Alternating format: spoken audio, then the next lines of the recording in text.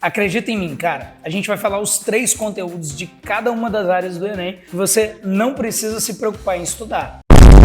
Eu sei que quando a gente fala isso parece estranho porque parece que a gente está te induzindo a não estudar, mas a questão é, se você não chegou no ponto que esses assuntos que eu vou falar no vídeo de hoje são a única coisa que você precisa ainda estudar ou que você pode melhorar, talvez esse não seja o ano para você se preocupar com esses conteúdos.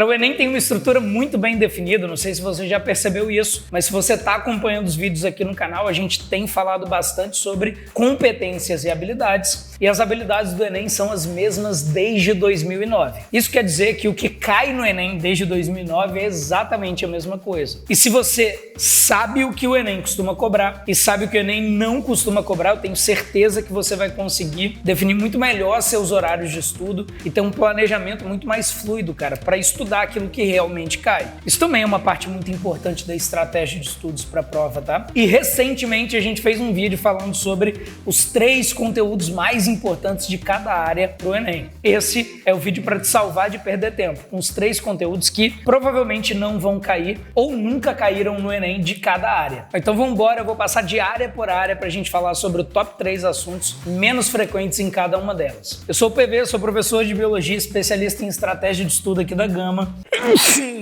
Eita. Sinta pressão, neném.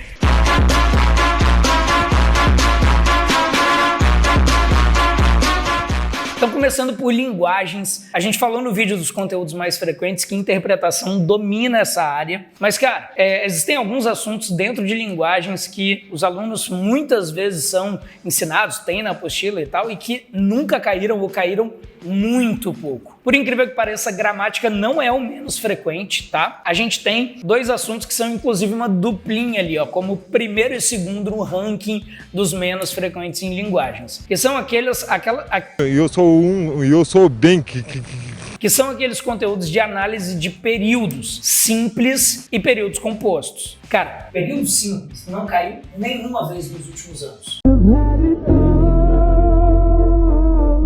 Tanto a parte de classificação de orações quanto a parte sintática de orações não aparecem na prova do Enem com muita frequência. Então, talvez, se você ainda precisa melhorar a sua interpretação de texto, por exemplo, não é ideal que você gaste muito tempo estudando isso.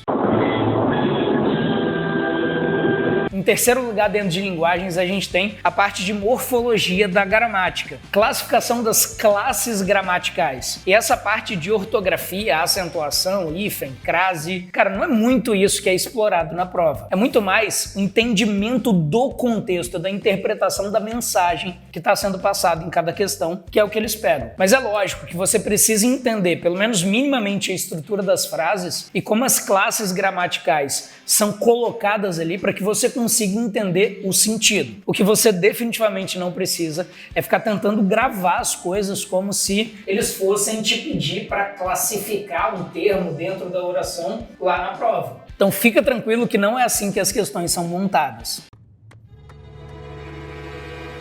Vamos para ciências humanas. E, cara, ciências humanas tem muita coisa, óbvio, de geografia, de filosofia, sociologia, de história. E das 4, história é o conteúdo que menos aparece. Eu vou fazer um ranking geral que também inclui outras matérias, mas de longe, a cronologia histórica e os fatos históricos aparecem pouquíssimo na prova do Enem. E por mais que a prova de ciências humanas seja uma prova atual, a história recente e os movimentos mais atuais são menos frequentes na prova. O que tem de atualidade é muito mais em relação à análise do contexto, da consequência ou da causa de algum fato que esteja acontecendo, e não do fato em si e da narração do fato em si. Então vamos lá, cara. Em primeiríssimo lugar, que menos caiu em ciências humanas nos últimos tempos, a gente tem sociologia brasileira. Sim, essa sociologia dos autores mais modernos, Sérgio Buarque de Holanda, Gilberto Freire, etc.,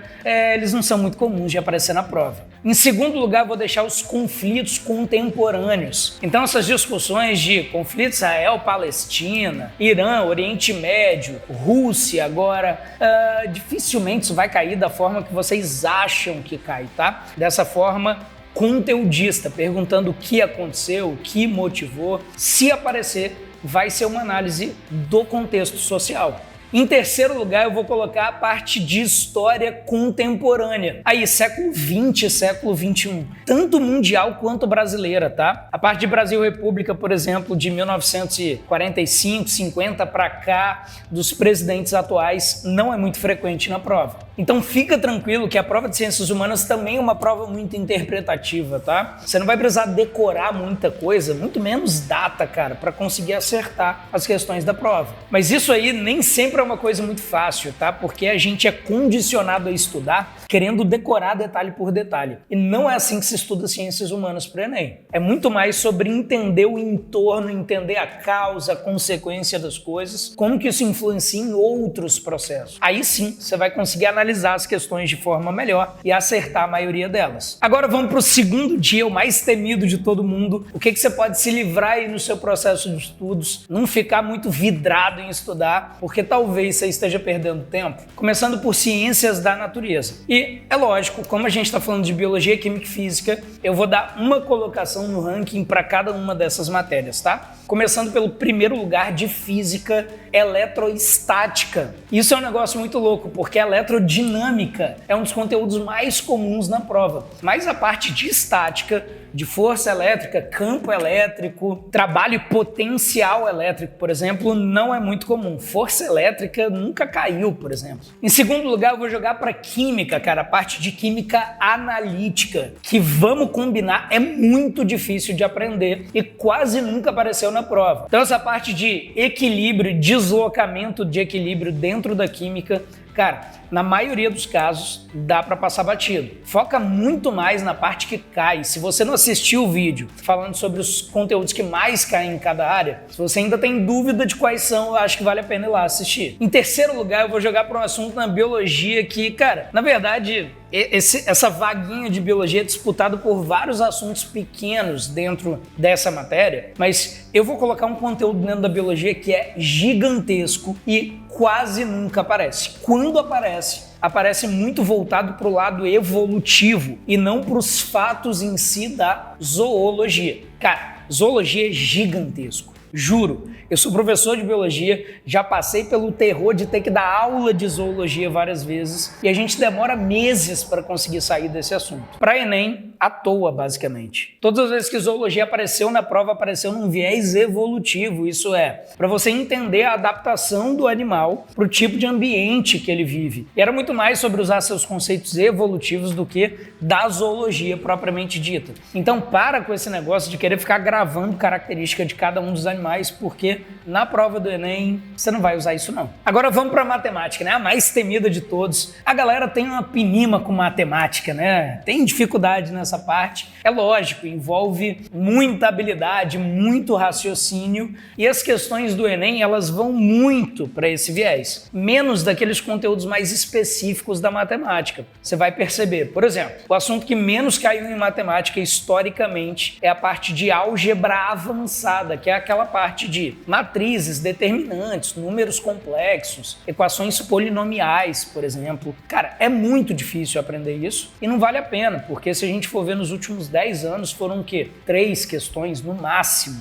Isso não é o que vai te fazer entrar ou não no jogo da aprovação. Cara, tem muitos assuntos que são mais importantes de dominar do que esses. Em segundo lugar, a gente tem geometria analítica. Apesar de geometria plana e espacial serem assuntos muito frequentes na prova, a parte de geometria analítica, ponto, reta, distância entre pontos, distância entre retas, não é um assunto tão comum assim. E de todos é o mais difícil, então foca na plana e na espacial, você vai se dar muito bem. Em terceiro lugar, e não menos desimportante, tem esse nome? Não, desimportante.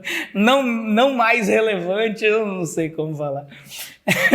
Em terceiro lugar, e não mais importante, a gente tem trigonometria. E cuidado, porque eu não estou falando triângulo, cara. A parte de geometria plana e geometria espacial que envolve triângulo, obviamente, é importante. Calcular área, calcular volume, etc. Mas a parte de trigonometria, quando envolve seno, cosseno, função seno e cosseno, relações trigonométricas, círculo trigonométrico, cara, quase nunca apareceu. E quando apareceu, era uma daquelas questões que você podia errar. Tipo as mais difíceis da prova que quase não adicionam pontuação pra ninguém, sabe? Então, ó, sem neura não é estudar o conteúdo inteiro que vai te fazer passar no curso que você quer, cara. Mas é melhorar naquilo que você erra. Então, se você tá em dúvida do que mais cai, do que você precisa dominar para conseguir alcançar uma boa pontuação na prova, corre lá no nosso vídeo e assiste, porque lá sim a gente vai dar algumas dicas muito importantes para elevar sua nota. Os assuntos que a gente falou nesse vídeo são assuntos que você pode deixar de lado. E é lógico, cara, se não tem mais nada para você estudar, faz mal aprender esses assuntos? Não vai fazer mal. Mas também não são os assuntos que vão aumentar a sua nota. E ó, tem mais assunto ainda que é pouco frequente na prova. Se você lembrar de algum, joga nos comentários para ajudar a galera que tá vendo esse vídeo.